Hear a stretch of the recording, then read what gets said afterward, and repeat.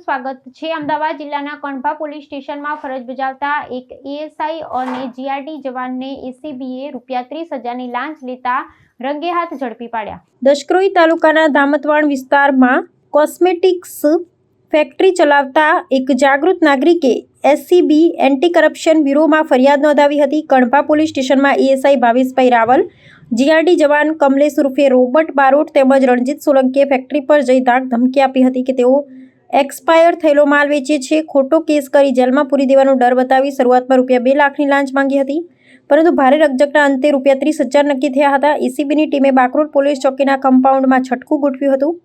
Trap દરમિયાન ASI ભાવેશભાઈના કહેવાથી GRD સભ્ય રોબર્ટે ફરિયાદીની કારમાં જ ₹30,000ની લાંચ સ્વીકારતા એસીબીએ બંનેને રંગે હાથ ઝડપી લીધા હતા। જ્યારે અન્ય એક જીઆરડી સભ્ય રણજીત સોલંકી હાજર ન મળી આવતા તેની શોધખોળ હાથ ધરવામાં આવી છે। ગુજરાતમાં ભ્રષ્ટાચાર સામે એસીબીની આ એક મોટી કાર્યવાહી છે।